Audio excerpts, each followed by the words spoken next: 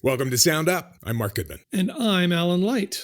If you are new to Sound Up, this is how we do it. Each week we do 2 episodes, both featuring the latest music news, big interviews, and more. And our Friday episode, like this one right here, is dedicated to you. We read your emails, play your voice messages, and welcome you to our live podcast taping. As you will hear, you can join the conversation as part of our Sound Up Pod Squad. To stay on top of all things Sound Up related, go to our website at sounduppod.com. Like us on Facebook and follow us on Twitter and Instagram, all at Sound Up Pod. So, are you ready?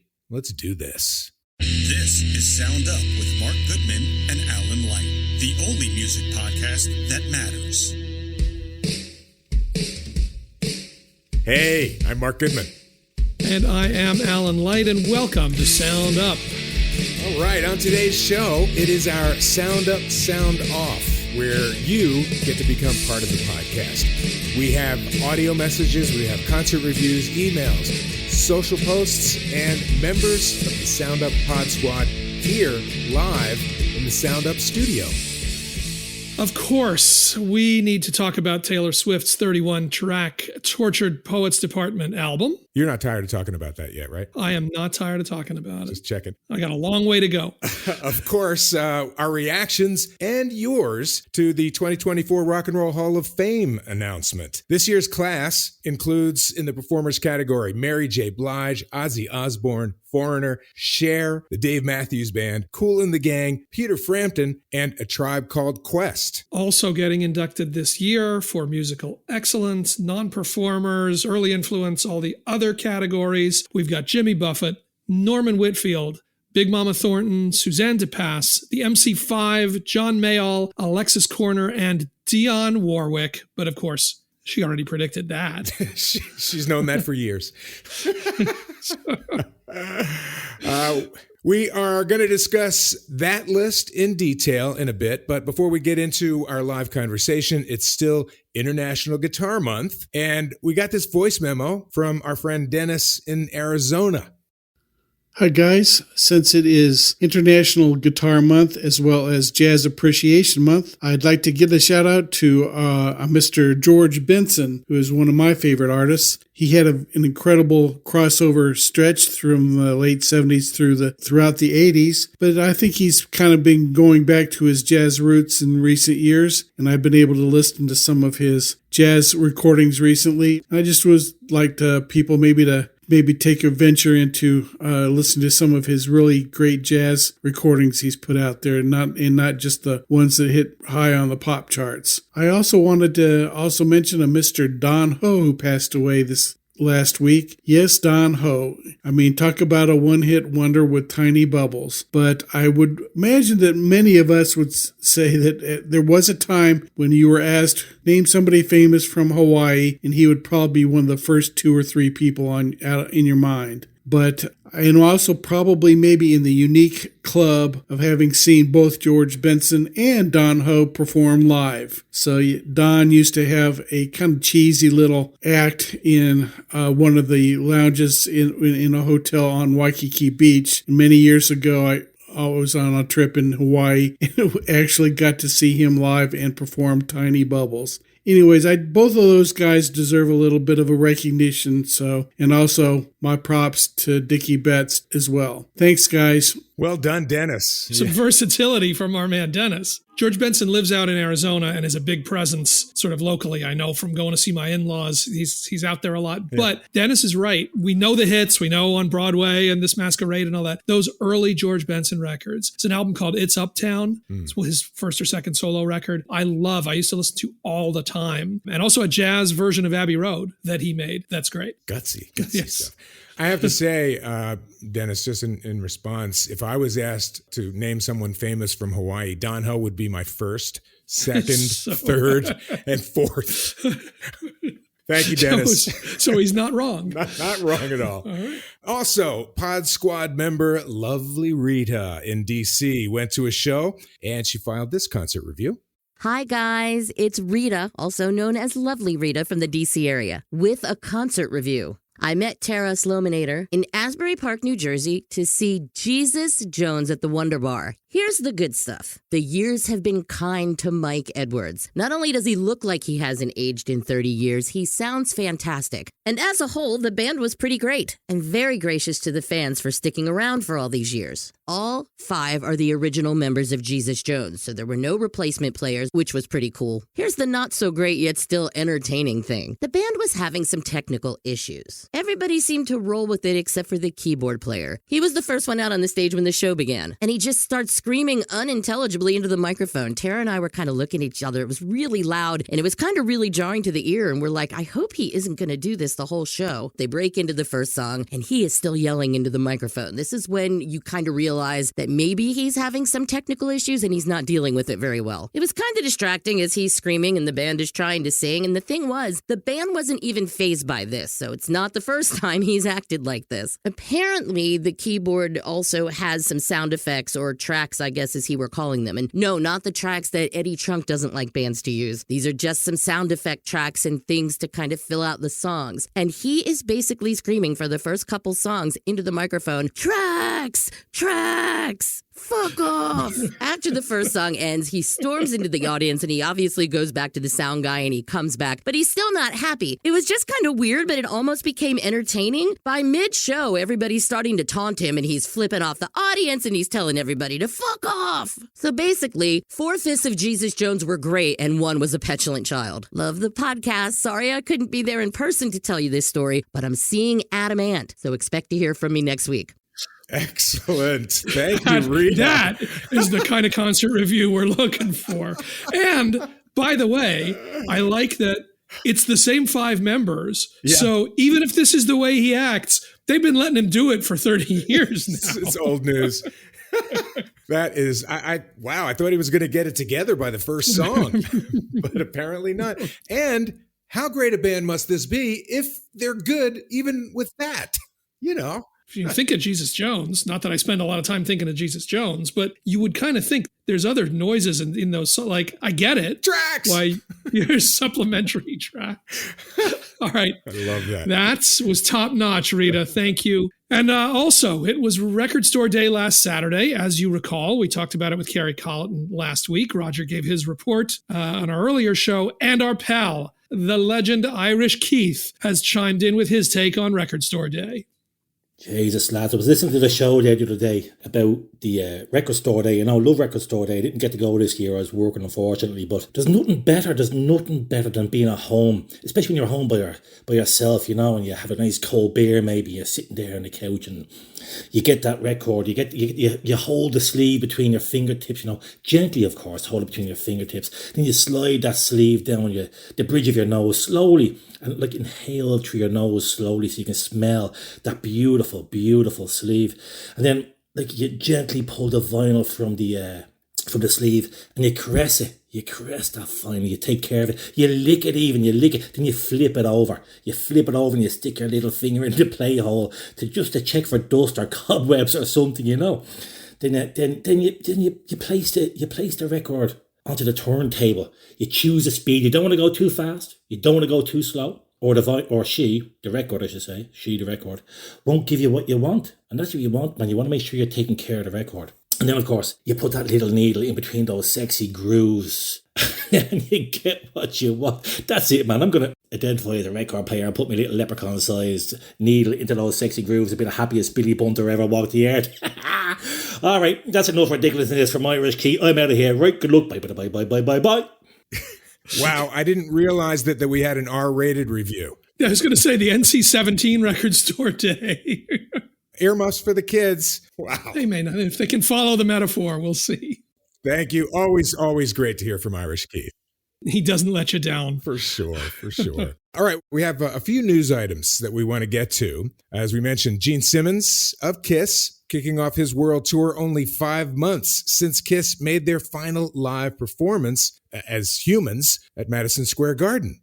Roger, I think we turn the Gene Simmons update over to you. Yep, that is right. So Gene did officially start his tour, but he did this show at a Rockin' Brews, which is a chain of restaurants that him and Paul Stanley started a few years back. This one was in Ridgefield, and he opened up, this was his first show since playing Madison Square Garden with Kiss for the last time. He's got a great band behind him. On guitar, he's got Brent Woods, who's played with Sebastian Bach and Vince Neil, and also Jason Walker on guitar, and drummer Brian Tishy, who's played with just about everybody. And they did a mix of Kiss classics and some covers like Motorhead's Ace of Spades and Led Zeppelin's Communication Breakdown. But the thing that I think was extra cool for Kiss fans was that Kiss guitarist Tommy Thayer made a guest appearance and joined them on stage as well. And I saw some clips of it, some great Kiss songs like Cold Gin and others, and Gene looks great, sounds great, the band sounds great, and it looks like this tour is going to be a lot of fun for Kiss fans who want to hear Kiss music, like Gene, and see him as a frontman, without makeup and leading a band. No makeup. That's the question. No makeup and really out front, which usually Paul does kind of the frontman thing. Even though Gene sings a lot, Paul is kind of, yeah. Good night, ladies and gentlemen. Exactly, but Paul is kind of the ringmaster. So now this is a chance for Gene to really just step up, be up front, and be that guy. Is he doing lead vocals? Oh, yeah, he does. I mean, he sings, he's the lead vocals on Rock and Roll All Night. Yeah, he's singing all the songs he would sing in Kiss and on some of these other songs too, yeah. It sounds good. Sounds okay. Good. People always say, oh, Kiss, blah, blah, blah. Gene and anyone in Kiss will tell you, the one guy who rarely makes a mistake on stage, playing-wise is Gene. He's a really good bass player. He's got a really cool voice. And, and he likes to put on a great show. So I'm excited to see it when the tour officially kicks off and comes around. Big week for Gene, rolling out the solo show, doing the American Idol thing. Idol? Whoa. Look out. That's a Gene Simmons brand extension going on this week. Yep. How about that, man? And we thought that they would sort of just fade away, but no. Or would we get avatars? Did we think that? Well, they're coming, but in the meantime, he's going to do human stuff for now. Human stuff. All right, another big story, especially as we go careening wildly towards the Olympics in Paris, when Snoop Dogg was announced as part of the NBC broadcast team covering the Olympic Games in Paris. You might be forgiven for saying, "Tu quoi?" I speak French as well as Snoop does. You might say that, or you might say something where you pronounce that correctly. But in proof that you can teach an old dog new tricks, the dog father posted an adorable video on Monday where he had his granddaughter Cordoba, daughter of Snoop's son Cordell, helping him brush up on his French in a promo video that is cuter than all those kids dropping endless F-bombs in The Underdogs. Yeah, Snoop, speaking French, Snoop as a correspondent at the Olympics. He did it last time, right? He did it previously. When did he do it? He did it at a previous Olympics, I think, right? And of course, he did his National Geographic stuff. Yeah, we've gotten the Snoop commentary, but if he can work in some French... If he can work in some French, we'll all be amazed. Well, all the better for everybody. But that's fantastic. I just, I hope that he's doing, the sort of high bar, low bar and stuff that, not traditional sports, the real sort of track and fieldy kind of stuff. I want to hear what Snoop has to say about that. And we got some other international news here. You pointed this story out to us. I'm surprised at this fact. Hozier is the first Irish artist since Sinead O'Connor to get a number one on the U.S. charts. Too Sweet is a number one song on the pop chart here in the United States. It's also the fourth Irish artist overall, to lead the chart since Sinead O'Connor when she had Nothing Compares to You in, what was 1990. Was it 90? Thank you. Thank you. Hozier says, I want to say a huge thank you to all the supporters, all the fans around the world. It's absolutely staggering. I'm taken massively by surprise by it, and I want to say thank you for your support. I'm so thrilled that you're enjoying Too Sweet, and it means the world to me. I don't have an answer for who I would have thought would have had a number one single from Ireland, but it just seems weird that 34 years. You too, for God's sake. But I guess where there were hits. I mean, the hits are really 80s hits. I guess so. Predate 1990, right? What would have been a number one single since then? though there were big albums. And I don't know. So you'd think somebody else. One would say. One would think. It's great because Hozier, I mean, he's been putting out records since his first one, but, nothing has been quite as big as that until this. Congrats to Hozier. Number one hit. He has a smoking voice too, man. What an incredible voice that guy has. And fills in on a lot. Like he, for the last few years at that Love Rocks show at the Beacon, he's kind of been the sort of MVP, like comes out and sings with a bunch of different people. Yeah. He can sing with Mavis Staples. He recorded with Mavis, but he has a song with Allison Russell, who is out opening for him on this tour. And he kind of pops up through that night as just a go-to voice. So, I just remember when we had him on the radio show, and I guess I did not realize exactly how tall that dude was. I know. I felt the same way. That's true. You kind of, I don't know why you expect him to not be all that tall.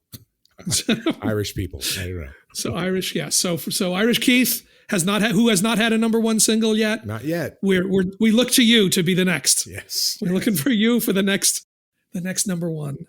All right, one last thing to note. The announcement was made for the 2024 MTV Video Music Awards, the 40th anniversary of the first VMAs in 1984, and they will be, this just makes me laugh, the announcement. The awards show returns to New York for the first time since 2021. Yeah. Now, first of all, the announcement was it's going to be at the UBS Arena, which is in Elmont. It's in Long Island. It's not in New York. City. And after saying that last year it was in Newark and the year before it was in Brooklyn, this is actually further away from the city than the last 2 years. True. B, when it was in Brooklyn, it was in New York just as much as it is when it's in Elmont. So I'm not talking bad about the UBS Arena. It just is a funny, they're back in New York. Well, I don't know. But it is the 40th anniversary since the very first VMAs in that magical year of 1984. Yeah. The strange thing, I haven't gotten any calls. I was there. Martha was there. She brought Madonna on. I haven't heard anything from those guys. I don't lean on the they got to call you guys in every time, that you swoop in. But the first one, if there were a time, the 40th anniversary, they should do something with the first year crew. Yeah, I mean, come on. We're right here waiting. You're right there. Here we are. Tuesday, September 10th at the UBS Arena in Elmont, New York for this year's Video Music Awards. All right, that is big news. And the fact is, I'll just say that MTV doesn't like looking back. They have nixed that. None of us, the originals, have heard from them in years. And you know what? Fuck them. I don't care. That wraps up the news. Forget it. We're not telling you when and where the awards are. Mark, I think we should go, not tell anyone, and see if you can get it. Oh, yeah, like my face is the past. I know that does not work anymore. There was the year that Sturgill Simpson went and busked outside the CMA Awards in Nashville. We should have you guys out on the sidewalk. That'd be great. Like selling T-shirts and shit. Selling vintage old merch T-shirt, or something. T-shirt. Who needs a T-shirt? I got him. Kind of learned some French, though. Oh, man. So I think that's going to about do it as far as news goes. We're going to take a fast break here, and when we come back, it's time for our virtual audience to sound off. Stay right there.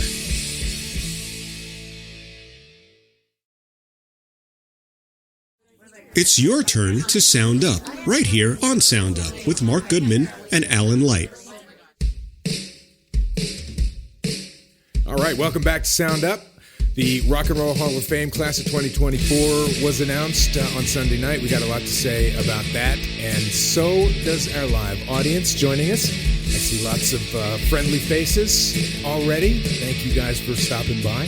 The Sound Up Pod Squad is in the house, and we got a bunch of emails as well and some other comments. Start in with some emails and get the voice of the people in here. Our friend Lindsay in Oklahoma emailed, chiming in quickly on 3 different topics. 1, Alan, that was a great Taylor Swift article for Esquire. Thank you. Thank you, Lindsay. Brilliant as always. Songs that stood out to me, a non-Swiftie but appreciative listener, were The Prophecy, Clara Bow, Black Dog, and So Long London. It is definitely a mood. I'm with you on most of those. Prophecy I don't love, but those others are some of my favorites, so pretty good. Number 2, I think this year's Rock Hall class is one of my favorites over the past several. All my initial picks got in. Wow, all my initial picks got in. And I was pleased to see Jimmy Buffett on the list as well. I thought the American Idol announcement was crap. It was about the least rock and roll thing ever. Boo.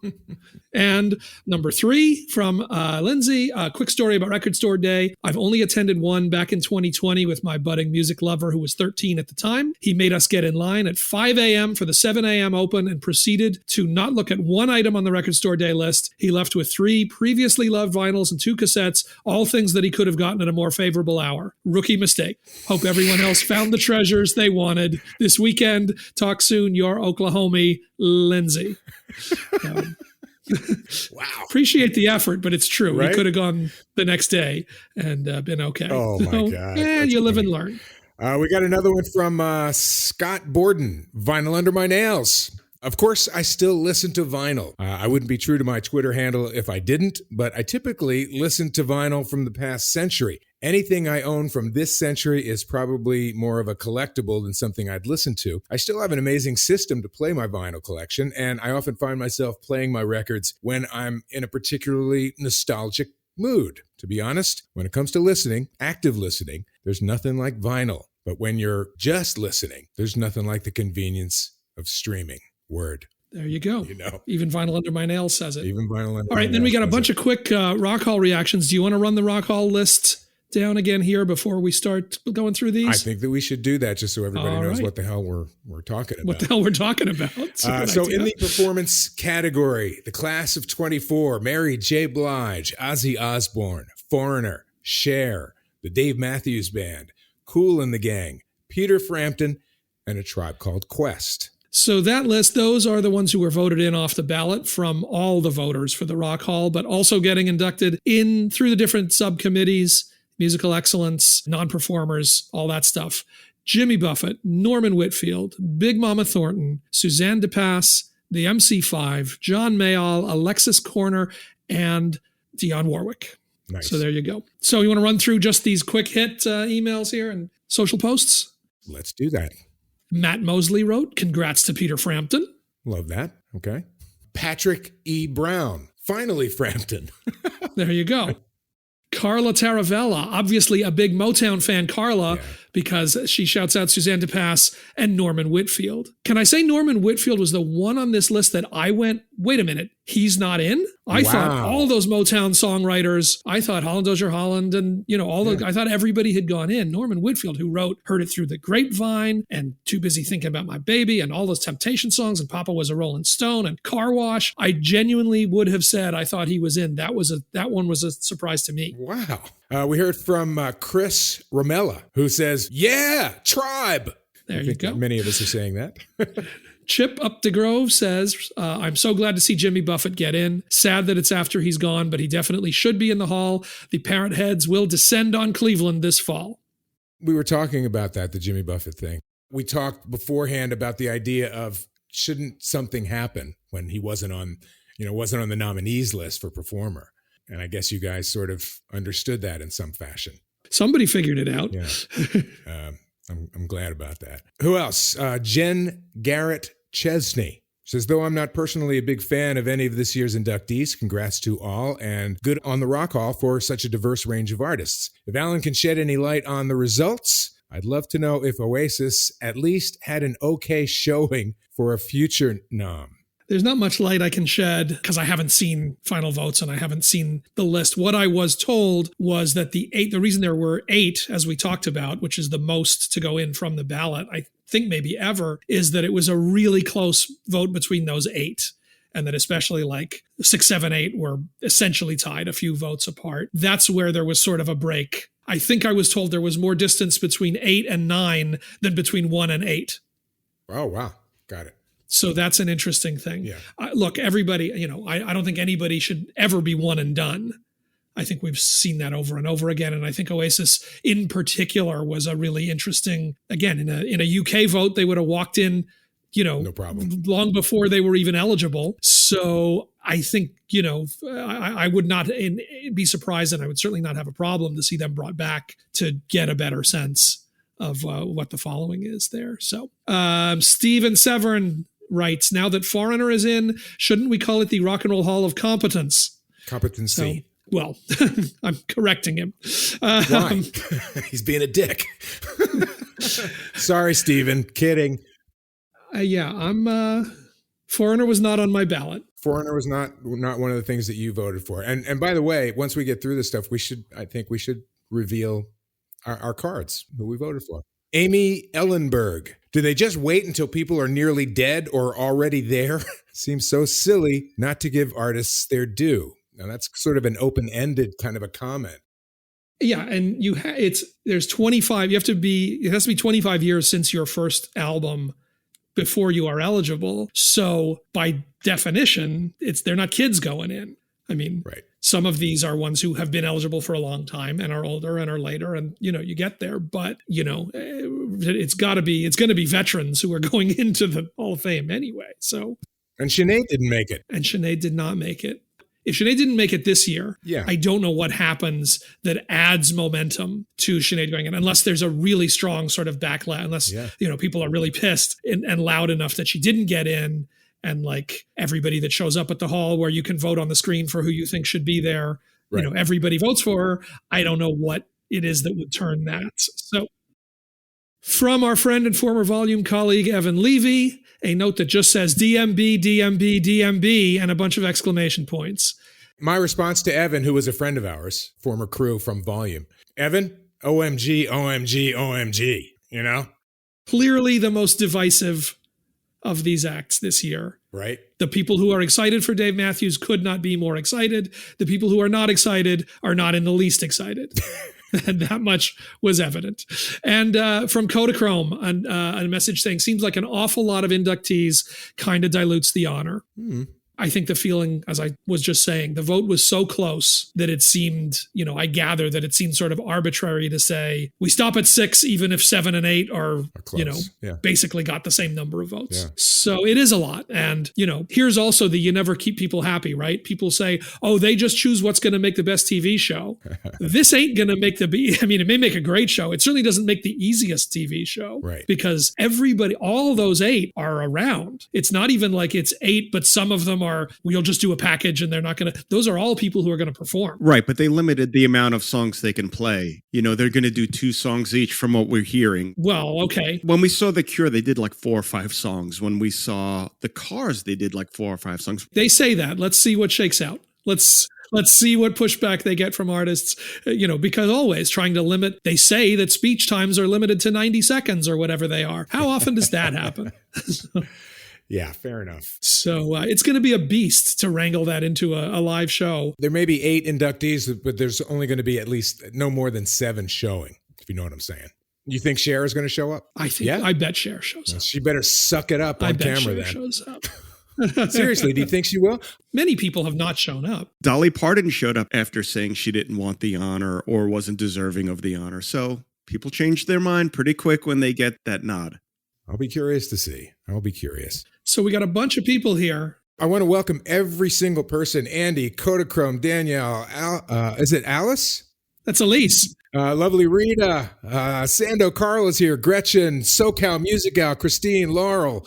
Welcome all you guys. I think I got everybody. We have a bunch of people in the chat as well, I know. Lots of people showing up. We really appreciate it. It looks like this later time recording works for a lot of you, and we appreciate you showing up. If every week we had a Rock Hall announcement and a Taylor Swift album, we'd probably get a lot of people signing up every week. Good point, Alan.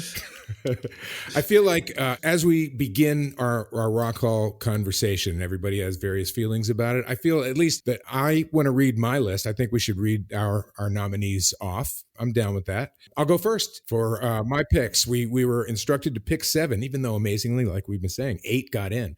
So my picks for the class of 24, Mary J., Foreigner, Peter Frampton, Kool and the Gang, Sinead, Ozzy, A Tribe Called Quest. So I was off on only one. You did good. Hit the mark.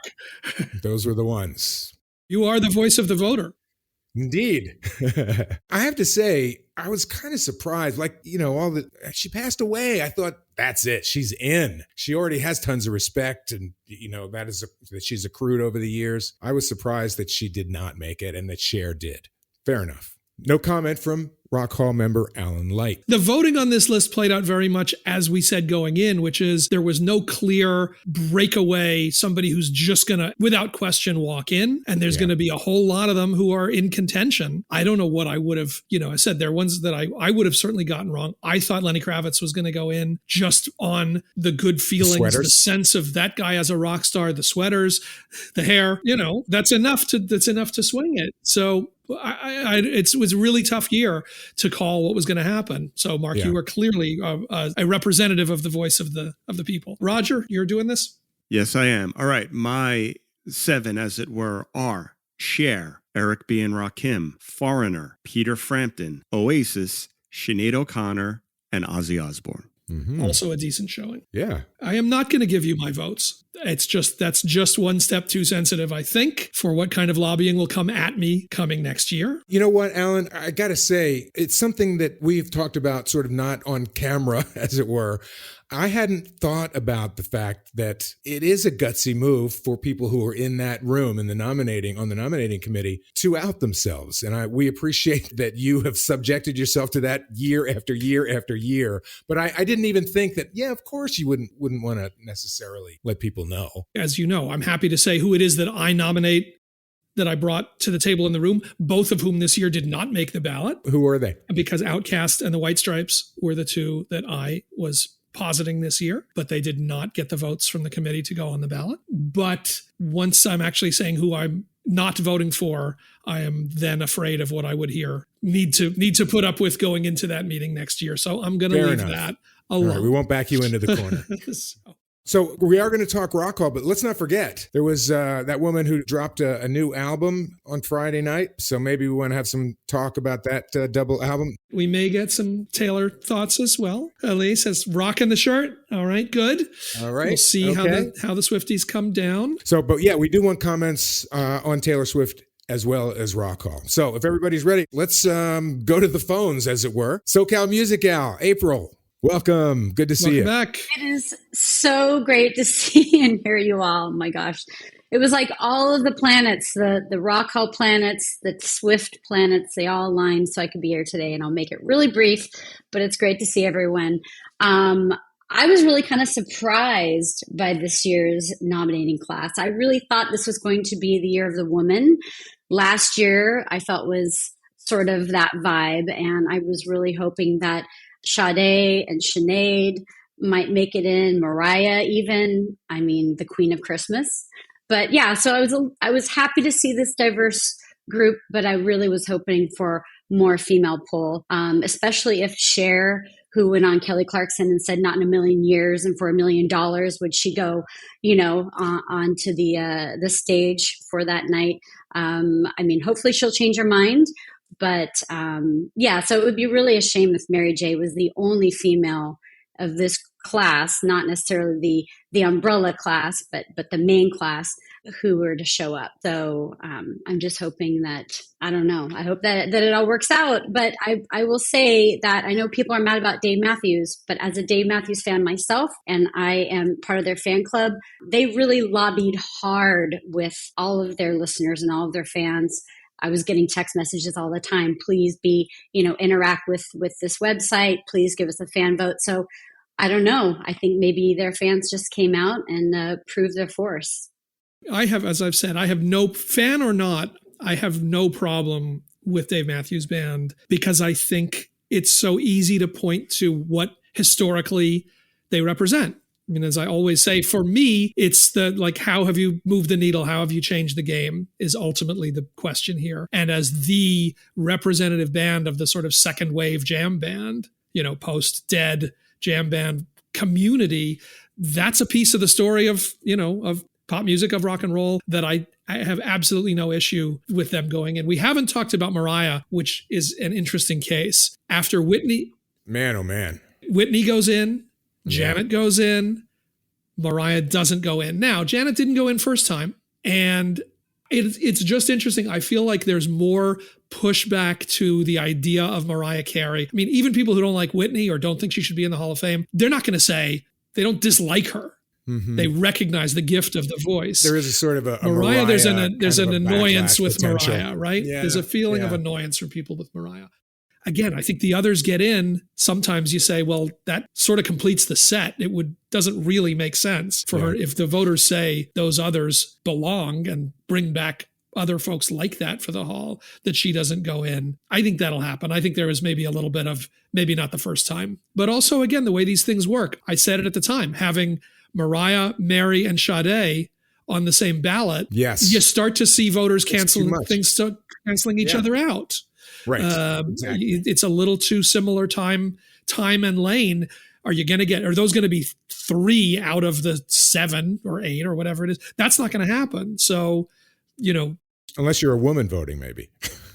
I don't know. April, you probably would have voted for all of the women, right? They were all on my list. Yeah, and maybe for Mariah, she can do more of these features like she did with Ariana, where she gets kind of out there more in the ether and shows that she's, part of the team. Maybe that would kind of help her with future voting. Well, I'm curious to see if she winds up on the list next year. Like there were some women from last year, Cyndi Lauper, that I was really bummed was not on the list this year. But sometimes I think we got to be careful. You got to be careful, when we're in the room putting the ballot together, that if you block up too much that's too similar. Right. Whether that's fair or not. I mean, Sade and Mariah are very different, but you don't want to start to cancel each other out, and you want to. It's a thing to keep an eye on. April, thank you. Thank you, SoCal Music Gal. Kieran, in the car as always. Where are you going? Trying to find those blue skies again.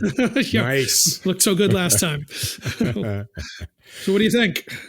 I suppose Mariah sold too many records and had too many number one hits, so couldn't get in on the first try. I would have loved to see Eric B and Rakim come in this year. I mean, sometimes I feel like maybe there's a max number of hip hop acts that can make it in any given year. I think that'll evolve a little bit, but just your thoughts on that. Yeah, I mean, it's certainly, there's not a policy that says only one can go in. I just think it's, again, this reality of, for a big cross section of voters and 1,000 people from different parts of the music business, and journalists and execs and industry people and recording professionals, and all the artists who are in the hall, what's realistic to expect? Are they going to vote for multiple hip hop acts on a limited, but previous years you've been able to vote for 5.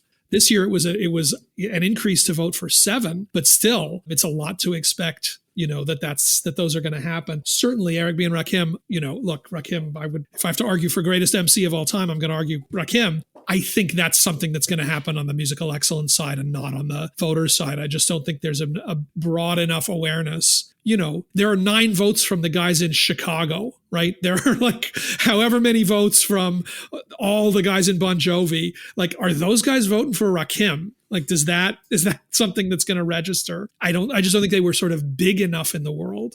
So it's not a rule that it can't be more than one, but the reality is it's a big ask to expect more than one. Right. Makes some sense. Who else? Who's Elise? We got to go to Elise and recognize the shirt. Yes. Hi. Thank you, Roger, Alan, and Mark, for having me on. So, Tortured Poets Department, right? Came out. I'm a Swiftie, you all know this, but I want to say this album is not for everyone. It's not even for every Swiftie, I don't think. This is not your daughter's Taylor Swift album. Like, it is lyrically heavy, and Taylor Swift is not a singer. She's a writer. And, if you think like 1989 is a magazine article, if you love that album, that this is not going to be a Taylor Swift album for you. This is like the equivalent of a 600-page novel. This album is a lot of songs. It's 31 songs. Yeah. And it's long, and maybe some of her collaboration with Jack Antonoff is, I hate to critique because I love her, but maybe some of it sounding the same. She's got a lot to say lyrically, but some of it sounds the same. It's 31 songs, right? So before I get too far, if you're only going to listen to a few, I can just shout out Daddy I Love Him, Who's Afraid of Little Old Me, Florida, I Can Do It With a Broken Heart, The Alchemy, and The Black Dog. Those are the more sonic. That's an interesting list because those are definitely the bigger productions and like bigger sound than the more intimate, piano and strings or quiet sort of pulsy beat. You're going for a certain piece of this record. I am. But I mean, you can, if you want to dig in, and Alan, everything you said in your article, if you haven't read Alan's article, go read it. It's great. It touches on a lot of things. He gets into the drama, which in order to understand this album, it helps if you know a little bit of her backstory and her romantic history, which you don't have to, but he touches on it just enough to give you this, enough where I don't want people going and trying to figure out, this is a Joe song, this is a Maddie Healy song. I feel like it can be all of those things. The songs can blend. The Alchemy doesn't have to be the Travis song. It can have different elements of different songs. And also on this album, I feel like she calls out her fan base. Like, I felt personally like she came for me with I Can Do It With a Broken Heart. Like, I went to the Eras tour, the third stop. Like, I didn't know that she had broken up with Joe and she was dying on stage, and she has that line, I'm miserable and nobody knows it. And I was in the crowd screaming more. And I didn't know, Taylor, I'm sorry. And even more on But Daddy, I Love Him. I mean, that's the You Guys Don't Really Know Who I Am song. Yes. Is the fan base, are we daddy? Or is she talking to us? Like, she's saying, I love Maddie Healy or whatever it was. And she didn't care what anybody else thinks. And that's the thing, the whole album, she doesn't have to care because she's going to sell millions. It's streaming millions. I mean, streaming. It just went over a billion streams. I mean, talking about Record Store Day, I always go to Record Store Day, but I didn't this year because I bought 5 copies on vinyl. I had to buy all 4 colors and the Target edition. And I bought all 4 CDs because each one had a different patch in it. And I bought a cassette because I thought it was cool, even though I don't own a cassette player. So look at how much money she got off just me before I even heard the thing. Damn. She moves economies. That's impressive. So that's the thing about Taylor, whether you like her or you hate her. I mean, she made this album for her is what I feel like. And the rest of us be damned. If you like it or you don't like it, you're going to spend time with it.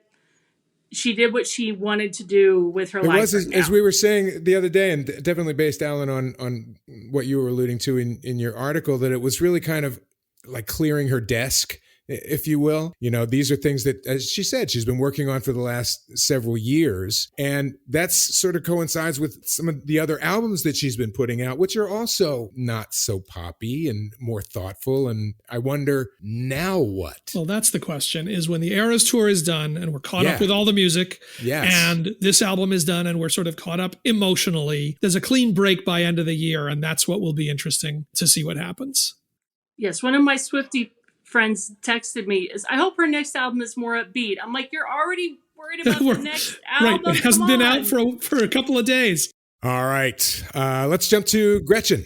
I'm super excited. This will be my first rock hall, first trip to Cleveland, the whole thing. So you're going?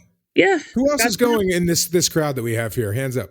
Damn. Good showing. The majority really there.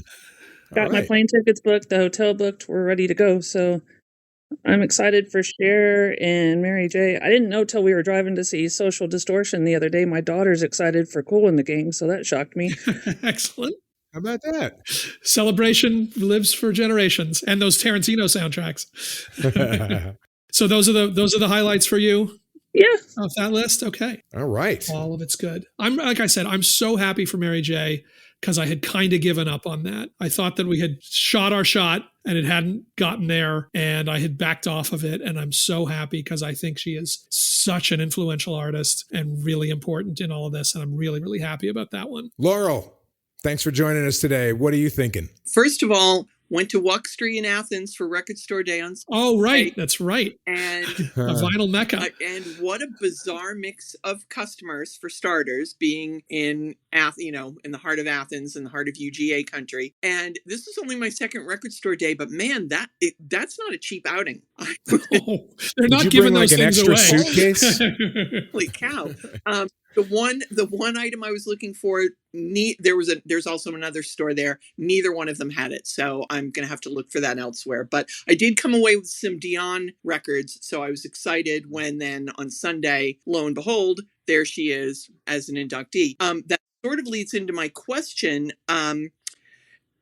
One is, the people who are going in under the musical excellence category, is that kind of the way they get in if it doesn't look like they're ever going to make it in the performance category? And then secondly, how are the people obviously the performer inductees, it's the ballot thing, but the musical excellence and the influencers, how are those chosen? There are subcommittees that do those categories. There are small groups who work on putting those together, and they wear these giant robes, like hoodies, yeah, that's above my pay grade. That's a whole other altitude. And you're not wrong. That's not the only way because sometimes it's people who would never even get to the ballot anyway. Right. I mean, people who are really important but just sort of not popular enough, or also are sidemen, or they wouldn't go in as performers because they slot in a different way. But the reality is the MC5 going in for musical excellence this year, whatever. Nile Rodgers a couple of years ago. When Nile Rodgers went in, at a certain point, we all kind of look at each other and think it's taking up space on the ballot that's backing us up from other worthy people. Clearly, the votes just aren't there, but we feel really strongly about this, and then the committee sort of takes it over from there. So de facto, that is become one of the purposes, is just things that really seem like they need to be there and just seem like the voting body is not going to come around and get behind. Yeah.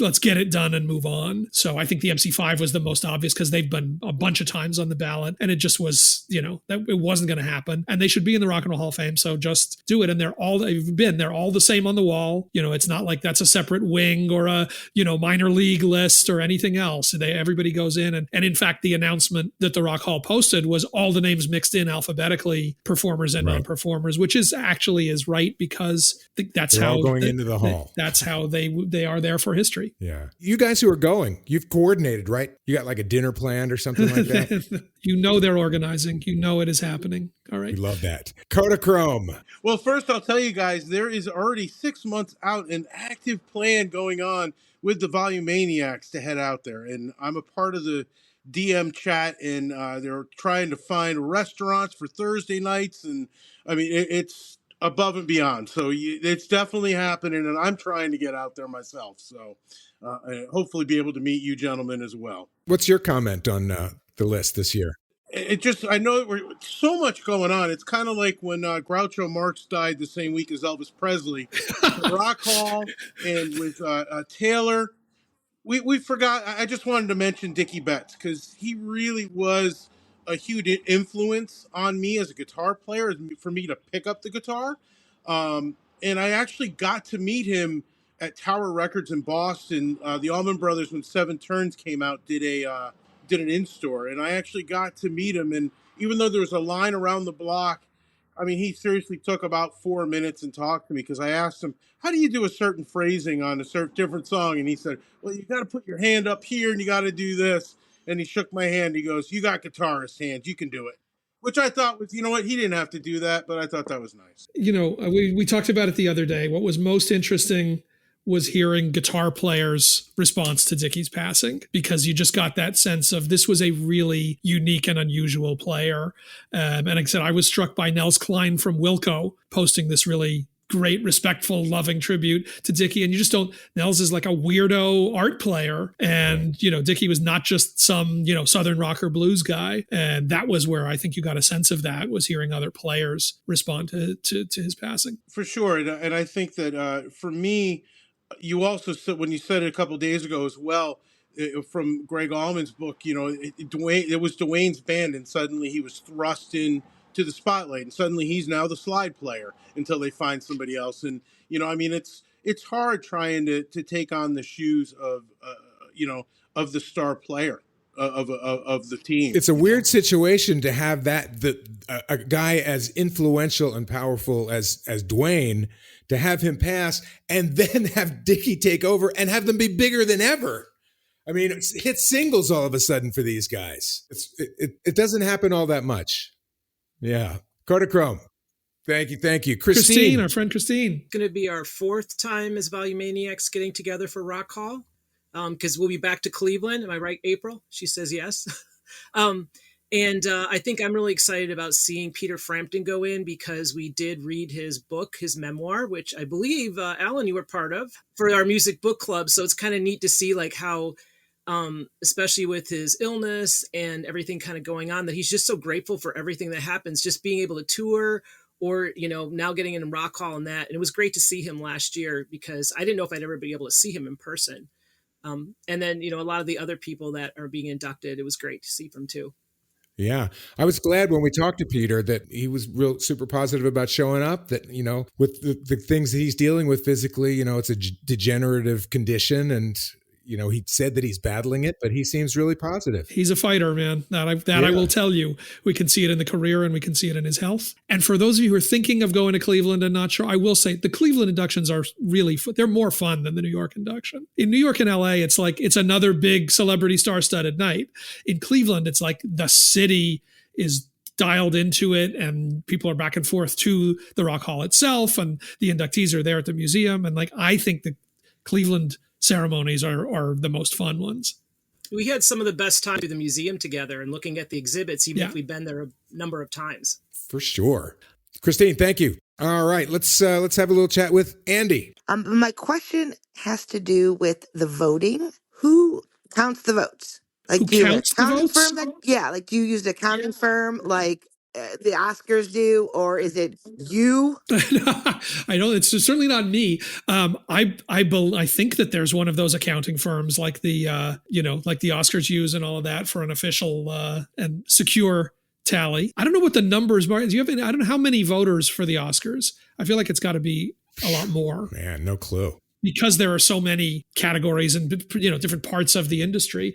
It's about it's a little more now. I think it's up around 1,100 total Rock Hall voters, 11 or 1,200. How do you feel about the 7 votes versus the 5? Do you feel like you got a more accurate count where people weren't like strategically, okay, I'm not going to vote for Cher because she's a shoo-in to get in, so I'm going to vote for somebody else? I don't know the answer to that. I'd be curious to hear in the sort of debriefing after from some of the, folks who are higher up than I am in running this thing, if they felt like it made a difference to give 7 votes instead of 5, if it would have looked different otherwise. I mean, in the end, you're trying to come up with, this did end up being more, but I think that more going in, I think that has more to do with who was on the ballot and this sort of how equal a lot of these nominees felt more than that people had more votes. I don't think the reason that there's 8 going in is because people had more votes to make. I think it's just there were a lot that were really evenly matched. Sure. I mean, in the past, you voted for 5, but they usually are putting in 6 or 7 anyway. So this isn't the first time that, that's happened. I like 8. I like the class. You I like think the it's going to 8. be a great show. Yeah. Yeah, it's going to be a long show. It's going to be a long fun. show, but we'll got to keep it moving. Excellent. And I have to disagree, by the way, that I don't think that it lessens it at all to have more go in, unless you're going to do it like the Baseball Hall of Fame, and do like one person. This is always a thing. Like some years, the Baseball Hall of Fame, 0 go in. The Country Music Hall of Fame, 3 go in every year. That's why they're backed up decades from incredibly worthy people. And it makes it really valuable when people go in. It's a big deal. So, I always push a little bit harder for, hey, it shouldn't be a thing that anybody that's good gets in. You do want to be careful of that, especially as time goes on. But, I don't see a big difference this year off of this list. Hi, Rachel. So the Rock Hall inductees, I'm extremely excited about. So some of us Volumaniacs did a poll to see, who would go in. So I'm going to read my list that I submitted for the poll. Cher, Peter Frampton, Foreigner, Mary J. Blige, Jane's Addiction, Kool and the Gang, and Ozzy Osbourne. And to be honest, so Jane's Addiction was the one I kept swapping. I'm like, it could be Dave Matthews Band, it could be Oasis, it could be Sinead. But the one I really wanted that I didn't put on the list, and I'll read my list that I really wanted. Peter Frampton, Mary J. Blige, A Tribe Called Quest, Cher, Foreigner, and Kool and the Gang. I didn't really have a 7th. So I'm very excited with the people who got So you're happy with all of this. Yeah. Happy. And to be honest, I really was hoping for Eric B. and Rakim. I've been a longtime fan of hip hop and Eric B. and Rakim. Rakim's like, I think, the top rapper for me. So I'm excited. I agree with my heart, but my head says, to the point that whoever made earlier, Laurel, I think made earlier, there are some that you just say it's not going to be on the ballot and it's going to be through one of the committees. It's going to be through some other recognition. And I feel like that's likely what happens with Eric B. and Rakim. The influence is undeniable. How many years, Alan, did you bring them up in the meeting? I don't know that. I think maybe Only one once? year. I think so, but others have it's their second or third time on the ballot, and certainly other times that they've been discussed. But again, it's the same thing. You don't want to get backed up. You don't want to say, well, if we're going to do that and know that that's really unlikely, it means I'm not going to put, then I'm not going to get Outkast on the ballot, who I think have a better chance because they sold a hell of a lot more records and had more hits. And, I want to see them get in too. So that's where you sort of have to work with the hand that's dealt. Got it. Yeah, and just really quickly, I was disappointed the announcements were on American Idol. But fortunately, Yes. I was at Maynard's Sacenta show, so I was actually celebrating his 60th birthday, and I much rather have been there. It was the best show because he had those chair lifts that go up and down the stairwell. So those what old people that use to go up the stairs. He had those set up on his stage, and they were awesome. Since he was turning 60. So I just had a ball with it, and it was one of the best shows ever. That's awesome. This was all the bands, right? This was Primus, A Perfect Circle, and Pussifer. But my husband and I went to LA to see Tool. So my husband's very excited to have the Maynard trifecta within a few months. It was awesome. Excellent. Says there's music coming. All right. Thank you so Rachel. much, Rachel. And a final, our friend Danielle is having audio problems. So wrote in the chat here, I loved the interviews with Lou Gramm and Peter Frampton you guys did. I'm thrilled they got in. They were so humble and it is well deserved. All right. Danielle, sorry you're having these tech issues, but thank you for rolling with us and just putting it in the chat. We've got one more to go before we're going to wrap this one up and put it to bed. Lovely Rita, we're looking for your Rock Hall commentary after your incredible concert review. Yeah. I wanted to tell you first, I work in news radio. I'm a traffic reporter. That's what I do for a living. And we were talking about the Rock Hall nominations on our radio station. And you all have taught me really well because they got on there and they're reading the list. And one of the anchors goes, well, this isn't the Rock and Roll Hall of Fame. That's not rock and roll. So I took the first 10 seconds out of my traffic report to school the anchor on what rock and roll actually was. And I got to use later Alan's line about why didn't they get in? They didn't get in because they didn't get the votes. So you taught me well. But in terms of the nominees... Not the nominees, we're at the inductees. Well, the inductees, that's right. I had figured that MC5 was a shoo-in for the musical excellence just because of everything, and they hadn't been able to get in. But you were talking about how, and I agree, that this would have been the best year for Sinead to get voted in.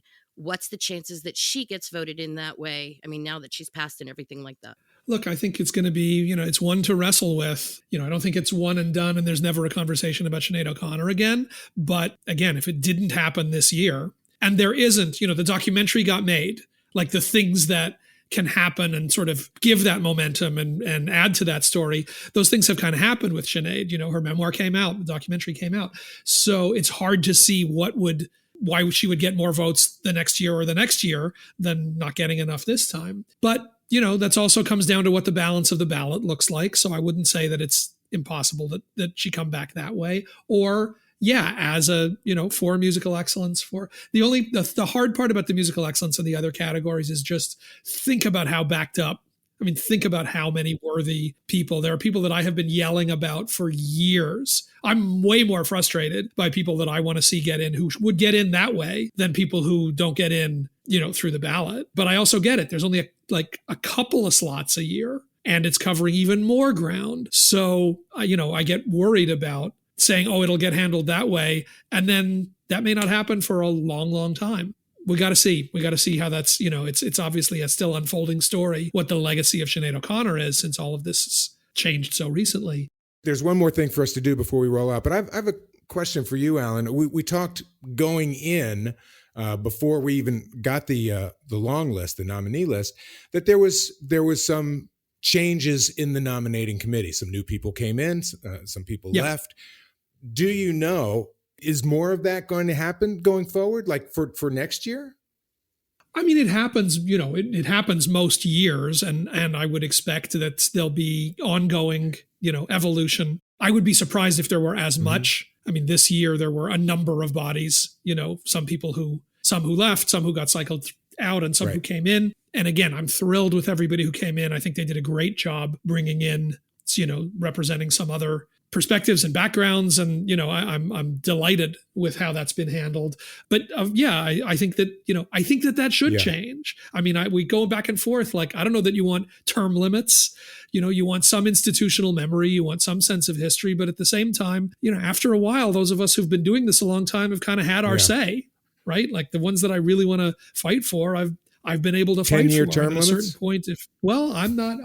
People would be upset about it, but I also see some wisdom in, I don't know what that number is, but keeping that as an ongoing, as a body that adjusts because times move on. Well, that's the thing. I mean, we've talked about the idea that you just mentioned that does change year to year, but this year we really noticed the change, and that's exciting, I think. I think so too. And again, it's the reason we saw so many first-time people who were on the ballot that for the first time, the ballot looked and felt very different. And I think this was a good time. We were at, like I said, there wasn't anybody super obvious coming up that was a total slam dunk. Like this was a good point to sort of look at, okay, should we adjust and continue to develop how, that piece of the process and all the rest of it. Look, my credit always to the Rock Hall structure. It is an imperfect system. Everybody knows it is an imperfect system. The idea of judging and ranking art and voting for halls of fame, like there's not a scientific way to do this. I haven't seen anybody come up with or propose a better system than what it is that we've done, as long as we keep recognizing how do we keep improving it? How do we keep making sure that all the right perspectives are there and that we're, doing it the right way and stay open to that? I think that's the best you're ever going to do. So we have one more message before we wrap this up. We heard from Dina. Hello, Sound Up Committee. Hello, Mark, Allen, and Roger. What a fun podcast to get to listen to. I love the Rock Hall announcement day. I am a big fan of the Rock Hall in and of itself. Ask anybody. I would move there and work as their director of training if they would just hire me. But I think it is so much fun to hear who gets inducted and think about what that means for music. I think that so much goes into the Rock Hall and who the inductees are. And I think that it is spectacular that Mary J. Blige got inducted. She is such a seminal, foundational piece of hip hop. And there would be so many people that would never, ever have gotten into it without Mary J. as an influence. I think that Foreigner and Peter Frampton, I think like everybody, they are long overdue. If you think about those who helped build the foundation for what became rock and roll in its last 20 years, those two could not be left out. I'm very excited about the induction ceremony. I'm going to wear really comfy clothes because you're right, that thing is going to be long. But hope to see you guys at the Rock Hall again this year. And thanks again for a wonderful episode. Take care. Bye. Runner Wine Beach. Thank you, Dina. Appreciate that. That is pretty much going to wrap it up. I have to thank our Volumaniac / Sound Up Pod Squad. You're pod squatters now. Forget that volume thing. That's old news. We appreciate every one of you turning up for us. We love having you here. And I'm hoping that we get more and more and more. Go to sounduppod.com to find out how you can be a part of our live Sound Up, Sound Off podcast taping and become part of our Sound Up Pod Squad. Email us at connect@sounduppod.com. And don't forget, we've got our song picks on our Spotify Sound Up soundtrack playlist. So go and check that out. Chance. And we implore you, do not forget to go give us a 5-star rating on whichever platform you've listened to Sound Up on, and we'll catch you next time right here on Sound Up.